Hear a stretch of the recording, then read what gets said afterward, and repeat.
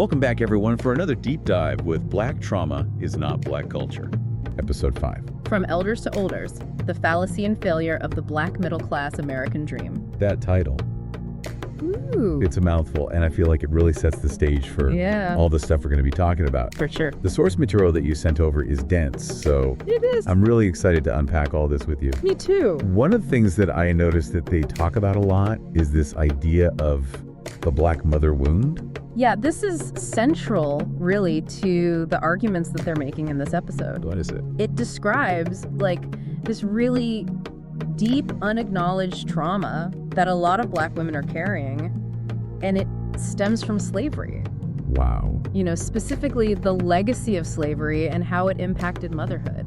It's like, even thinking about this, it's hard to even fathom what that must have been like. It's brutal. For black women to be forced to care for their enslavers' children Right. while their own children are suffering. And the episode points out that this trauma didn't just end when slavery ended. Oh, of course not. This has been passed down for generations, Right. impacting mothers and daughters even today. And they even use the term epigenetic transmission, which suggests that this pain might be woven into their very DNA. Wait, hold on. Yeah. So it's like inherited, Yeah, so our experiences, especially traumatic ones, right? they can actually change the way that our genes express themselves. Oh, wow. So the trauma experienced by, say, a great-grandmother could directly impact her great-grandchildren's health and well-being, Wow. even if they didn't directly live through those events. So what does this look like today? I mean, the episode talks about a whole bunch of consequences, but I think some of the main things that they're talking about are things like internalized racism, Yeah.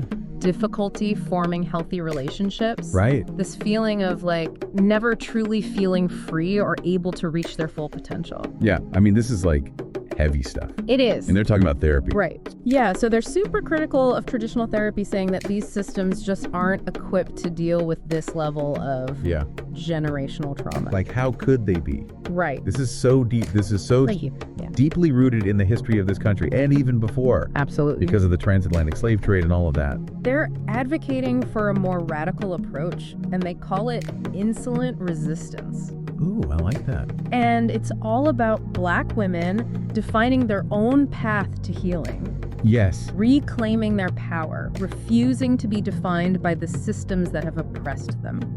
Yeah, I mean, it's really like flipping the script and saying, we are not going to be silenced anymore. We're going to define our own liberation. Exactly. And that makes me think about this other idea of black elders versus black olders, Yeah. which I thought was really fascinating. Yeah, it's not just about age, right? It's about more than that, yeah. It's about wisdom and this kind of presence, this authority. That's right. And they argue that true black elders are the ones who have not only lived long lives, Yeah. but who have done the work. Right, the deep work. Healing and connecting Yeah. to their ancestral wisdom. Yes. They become guides and healers for Yeah. communities. I always think of like the grandmother figure in a lot of stories or movies, or even in real life, where it's just like this presence where they just know things. Absolutely. They have this wisdom that just emanates from them. Yeah, and it's not just about getting older. It's not. It's about evolving, right? It's about evolving. It's about becoming becoming a a source. source of wisdom and strength. And it's for yourself, but it's also for the people around you. Absolutely. And then this bleeds right into this idea of the black middle class. Yeah, and this is where I think it gets really thought-provoking, because they're challenging this idea of the American dream. Ooh, yeah. For black Americans, saying that achieving middle-class status doesn't necessarily equal liberation. And that's going to be something that some people are going to have a problem with. Oh yeah, for sure, because we're told Yeah. that we're supposed to strive for financial stability. That's the goal. That's the goal, right? And word mobility. But they're pushing back on that, saying that even when black Americans achieve financial success, Yeah. they often remain trapped within a system that's designed to uphold white supremacy. Because you might have the house. Right. You might have the car. You might have the job. You might have the education. But that doesn't shield you from the realities of Right. racism and oppression. Exactly. And they use E. Franklin Frazier, who was a sociologist who wrote Black Bourgeoisie, to back up their argument. Okay. And he argued that the black middle class often adopts a performance of success. You know, they're striving for respectability within a system that ultimately doesn't really value them. And then they bring up this really intense concept of this sociopathic settler middle class. And I have to admit, when I first saw that, I was like, whoa, okay, let's back up a little bit here. But they're drawing on the work of Bruce Cannon Gibney. Yes. Who argues that a certain segment of the baby boomer generation exhibits behaviors that have been detrimental to American society. As a whole, right? And as a whole. Right. So it's not just about, like, the individual.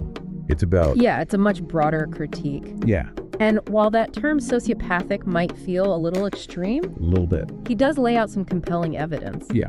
He points to things like a disregard for future generations. Oh, yeah. Prioritizing personal gain over collective well-being. Okay. The dismantling of social safety nets. So he's essentially saying that this generation, in their pursuit of the American dream, made choices that may have benefited them. In the short term. In the short term, but ultimately created a much more unstable society for everyone else. And those choices had a disproportionate impact on marginalized communities, further entrenching the systems of oppression. They are talking about. The episode is critiquing. It's like layers upon layers of trauma and betrayal. It's deep. And that leads us to the core theme of this whole episode, which is this spiritual and generational toll of systemic betrayal. It's not just about individuals experiencing trauma. Right. This is about a collective wound. Oh, wow. That has really shaped the fabric of our society. And continues to impact us. Yes. I keep thinking about, we were talking about the episode description, and they say the soul has a memory. And that really just underscores this idea that the trauma... It lingers. It lingers. It can linger long after those events have happened. Exactly. And it's not just remembering the pain, it's how it shapes our beliefs, our behaviors, even our physical health. Absolutely. And they seem to be suggesting that there needs to be this two-pronged approach to healing. Yes. The individual and then the collective. Individual work and then collective action. So it's not enough to just do your own work. Right. You have to look at the systems. You have to address the system. You're causing the harm. Yes, because the individual healing can only go so far right. if we're still operating within these systems that are designed to keep certain groups marginalized and oppressed. Absolutely. It's like you're trying to heal a broken leg and somebody keeps kicking your cast. I love that. That's a great analogy. You have to stop the kicking. We have to stop the kicking, right? That feels like a good place to pause for now. Ever feel like you're drowning in to-do lists? Especially if you're a solopreneur, nomadpreneur, juggling a million things at once for your startup. Clients, projects, invoices. It's a lot. It really is. For small businesses and startups, time equals money, right? Every minute you're not bogged down in admin is a minute you could be growing your business. And that's where B1 Thrive says their Thrive Cloud comes in. Could Thrive Cloud be like your secret weapon? Yeah. Getting all that admin stuff organized, giving you more time to actually focus on your business. It's definitely worth checking out. It's user-friendly, it's affordable, it works wherever you are. That's a pretty compelling package for solopreneurs, nomadpreneurs, startups, anyone really. And don't forget, they've got that free trial. Exactly. Go to b1thrive.com, give it a shot, let us know what you think. Yeah. You might just find that Thrive Cloud is that missing piece you've been looking for, even if your office is a beach in Bali.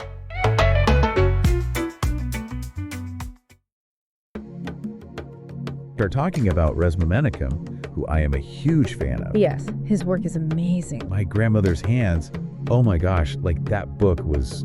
It's incredible. Just like a revelation for me. And he talks about this idea of dirty pain versus clean pain. Yeah, and I think this is a really important distinction to make. Can you explain that a little bit? So, clean pain is like the natural discomfort. Okay. That comes with just like living life. It's the human experience. The human experience, like grief, loss, disappointment, that kind of thing. Yeah. But it's a necessary part of growing and healing. Right. Dirty pain is the kind of pain that gets trapped in our bodies and often comes from trauma. Oh, okay. It manifests as anxiety, anger, fear, and it can lead to all these unhealthy coping mechanisms. Yeah, and I think he's saying that we have to figure out a way to process that dirty pain in a healthy way. Exactly, rather than trying to just numb it out. Or push it away. Yeah, like all the ways we try to avoid it. Yeah, and he has like a whole bunch of tools. Yeah, he's got great tools. That he talks about, and one of my favorites is the stop, pee, drop, and roll. Oh yeah, tell me about that. You literally stop what you're doing. Yeah. If it's safe to do so, you drop to the ground. And you gently rock your body back and forth. It's amazing how effective that can be It sounds strange, but it is like an instant, It's like a reset. like a reset on my system. It's interrupting that fight or flight response. Yeah. And it's bringing you back to the present moment. Yeah, and it's not just about individual healing. Right. He also talks about, like, the collective. The collective resilience. And he even talks about trauma experienced by police bodies. Yes. And that's important to acknowledge. Because everyone is being impacted by it. Absolutely. We're all in this system together. Yeah, we're all in this together, and we have to find a way to We have to find a way to heal together. heal together. And that kind of brings us to Yes. Queen Afua's work, Sacred Woman, Yes. And her focus on self-care and ancestral healing. specifically for Black women, which I think is so important. It's crucial. Because they're the ones who are often holding so much. They're the backbone, right? Yeah. They're holding so much for their families and their communities. And she talks about creating these womb circles. Yes. Where women can come together and support each other That's beautiful. on their healing journeys. It's collective healing in action. Yeah, and it's not just like fluffy stuff. No. She gives you really practical tips. Yeah, she's got dietary changes. Yeah. Herbal remedies, meditation, movement practices, I mean, it's like a whole toolkit a whole toolkit. for reclaiming your well-being. And that's a key message here, right? Yeah. That we have the power to heal. I love that. We have the power to transform. We have the power to create a different future. It's not just about understanding the problem. It's about doing something, It's about taking action breaking those cycles of pain and creating a different future. for ourselves and for our community. So we've gone through a lot today. We have. We've talked about the Black mother wound, Black elders versus Black olders, We talked about the Black middle class. sociopathic settler, middle class. That was a mouthful. It's a lot. So what does this all mean for you? That's the question, right? Yeah. What resonated with you? What are you going to take away from this? What action are you going to take? Because true liberation is a journey, not a destination. Yes. It's about growth, questioning, Keep going. Keep taking those steps. And we're here to support you, Absolutely. as always.